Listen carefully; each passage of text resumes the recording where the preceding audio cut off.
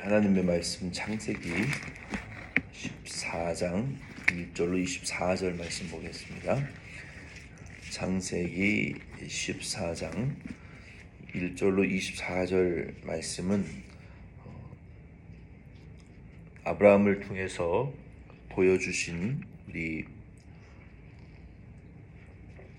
예수님의 영적 선한 싸움과 또 예수 그리스도 멜기세덱을 통해서 보여주신 우리의 의와 평강의 왕이신 예수 그리스도의 모습을 기록한 말씀입니다.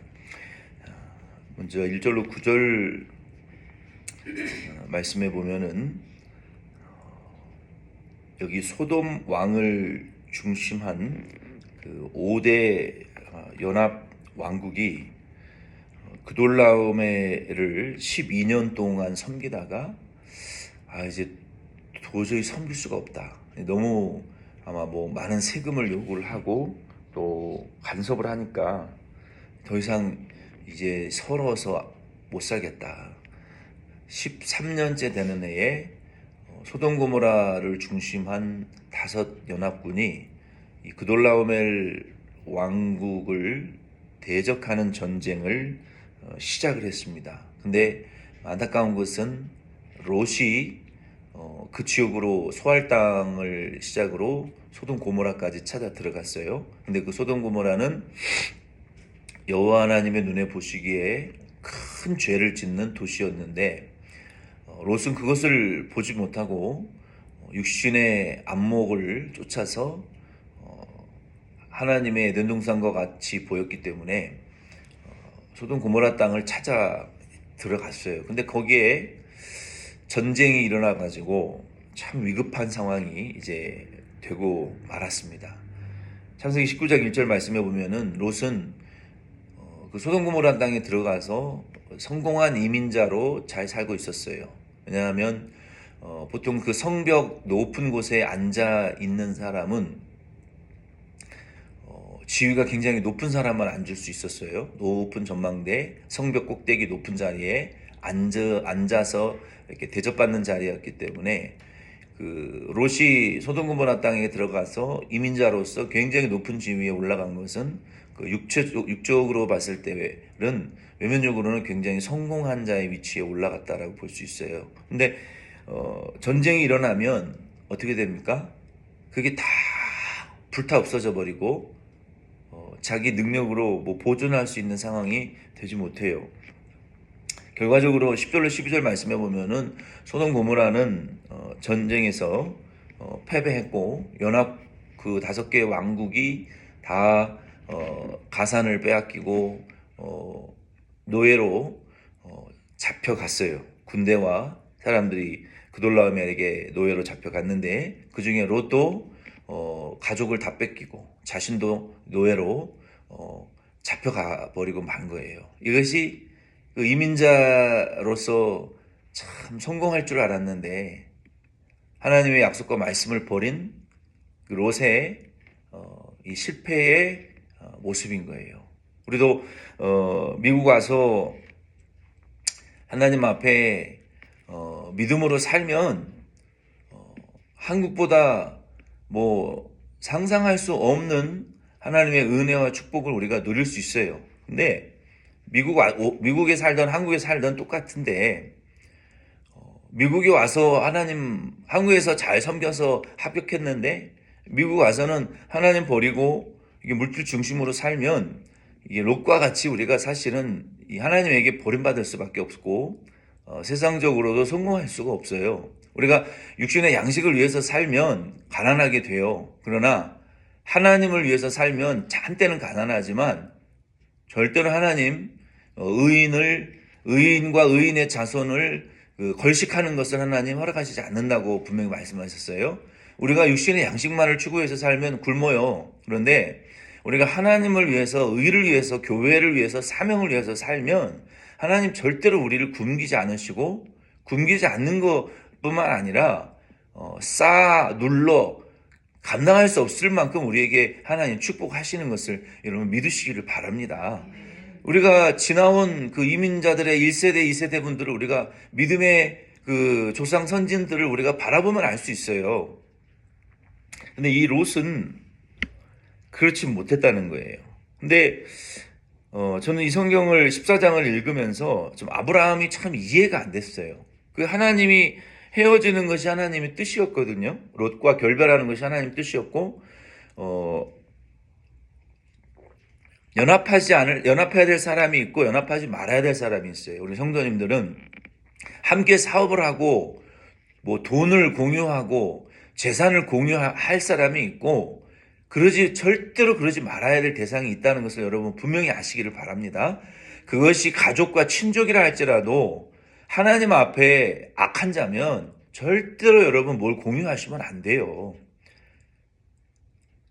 아무리 가까운 가족이라 할지라도 롯과 같이 하나님 약속과 말씀을 떠나는 사람하고는 절대로 물질적인 축복을 하나님 주실 수가 없어요.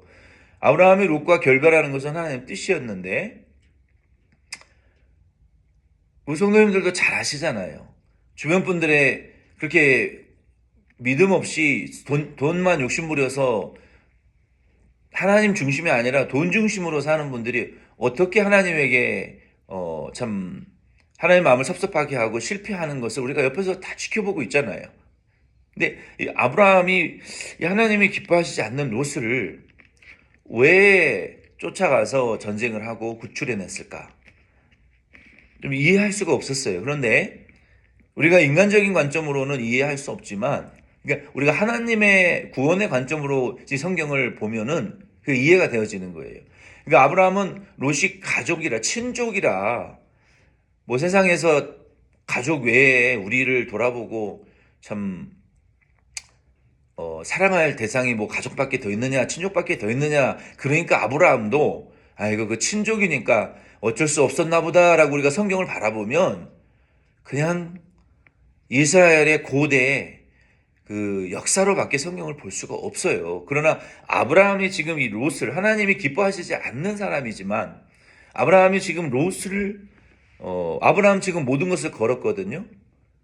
생각을 해보세요. 여기 13절로 16절 말씀해 보면은 318명을 데리고 5대 연합 군대를 대적한다는 것이 그게 가당치나 한 말입니까? 그 강력한 5대 군사가 300명만 됐겠냐고요. 한 나라의 군대만 해도 몇만 명, 몇천 명이 됐을 텐데 훈련된 군사가 그렇게 많았을 텐데 아브라함이 겨우 지금 318명을 데리고 롯을 구하겠다고 그 포로로 잡혀간 롯의 가정을 재산을 구하겠다고 이 5대 연합군에게 지금 덤벼든다는 이 모습이 너무 무모해 보이고 그럴 만한 가치가 없어 보이는데도 불구하고 아브라함은 지금 롯을 지금 그 4대 연합군을 지금 쫓아서 지금 구원하려고 지금 갔다는 거예요. 그래서 그 5대 연합군은 소돔 고모라 연합군이고 그들을 쳐서 이긴 그돌라오멜 왕의 4대 연합 군대를 지금 쫓아가서 롯을 지금 구하겠다고 갔단 말이에요. 이 모습이 결국은 아브라함이 롯을 위해서 이렇게 무모하고 희생적으로 모든 것을 다 걸고 318명을 데리고 그 전쟁을 싸우겠다고 나간 이 모습은 마치 하나님께서 우리를 구원하시기 위해서 예수 그리스도를 이 세상에 보내셔서 어떻게 보면 무모해 보이고 정말 가난한 거지 동네에서 빈민촌에서 태어난 예수 그리스도가 세상 사람들의 눈에 보기에는 어떻게 온 인류를 구원하고 천국 갈 수 있고 마귀의 권세를 이길 수 있느냐라고 보일 수 있지만 그러나 이 아브라함의 바로 이 정말 말도 안 되는 이 전쟁을 시작하는 그 한 영혼을 구원하기 위해서 모든 것을 걸어서 움직이는 그 아브라함의 모습이 바로 하나님이 저와 여러분을 구원하기 위하여 아들을 보내신 그 구원의 사건의 모습을 우리에게 보여주시는 것과 너무 흡사하다는 거예요. 그래서 이 아브라함의 전쟁을 통해서 우리가 깨달아야 될 것은 이거 뭐 친족의 애틋한 사랑의 도전이구나라고 우리가 깨달았다면 이거는 그냥 삼류 소설에 불과한 거예요. 그러나 우리가 하나님의 관점에서 아브라함의 이 무모한 전쟁을 하는 모습을 바라보면서 아브라함이 하나님을 전심으로 의뢰하고 하나님이 승리를 주실 것을 의뢰하고 나아갔던 것처럼 예수 그리스도도 이 세상에 오셔서 우리를 구원하실 때 예수님은 전능하신 하나님이시지만 하나님의 그 사랑과 구원의 은혜를 전심으로 의지하면서 우리를 구원하기 위하여 예수님이 희생하셨던 거예요. 그래서 아브라함의 이러한 모습은 너무나 선교적이고 너무나 성육신적이고 너무나 희생적인 예수 그리스도의 아가페의 사랑을 우리에게 보여주는 그 구원의 사건을 우리가 생각할 수 있다는 거예요. 어쨌든 아브라함은 이러한 전쟁을 시작해서 나아갔는데 이 전쟁이라는 것은 우리가 깨달아야 될 것은 우리가 믿음을 가져야 될 것은 사람의 손에 있는 것이 아니다라는 것을 깨달으셔야 돼요. 우리가 믿음을 고백할 수 있어야 돼요.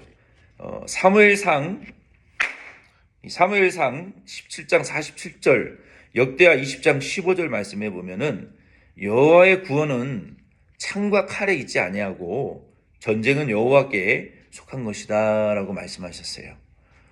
여러분은 이 말씀에 대해서 어떤 믿음과 생각을 가지고 계시는지 모르겠지만 저는 요즘 뉴스를 보면서 너무너무 소름이 끼쳐요. 지금 러시아가 우크라이나에 전쟁을 하면서 북한군을 지금 몇만 명을 받아가지고 지금 전쟁 현장에 지금 투입을 시켰거든요. 성도님들은 어떻게 느끼시는지 모르겠지만 저는 너무너무 소름 끼쳐요. 6.25 한국전쟁 때 어떤 일이 벌어졌습니까? 다 이긴 전쟁을 러시아가 일어나서 한국군을 박살을 냈어요. 중국군이 밀고 들어와서 저 부산 끄트머리까지 그때 한민족이 말살될 뻔했어요. 여러분은 그렇게 소름 끼치지 않은 것 같아요. 너무너무 소름 끼쳐요, 지금. 그 군사적인 동맹이라는 것이 여러분 얼마나 무서운 줄 아십니까? 한국전쟁이 발발하면요, 6.25 전쟁에 일어났던 일이 똑같이 재현될 거라고요, 한국에. 초토화 되는 거예요, 초토화. 북한군이 움직이면 러시아군이 움직이기로 동맹을 맺었고요. 러시아군이 움직이면 중국군이 움직입니다. 온 세계의 전쟁이 지금 북한과 한국의 전쟁으로 인하여 진보와 보수가 세계 3차 종말을 가져올 수도 있는 이런 전쟁의 그 불씨를 지금 대한민국이 안고 있다고요.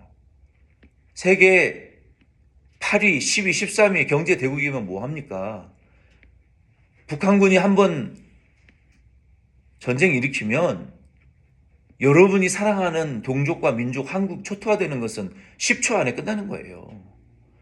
한국이 아무리 방어 체계를 갖추고 있다 해도 북한이 가지고 있는 모든 미사일을 한꺼번에 다 터뜨리면 그것은 막을 수 없어요.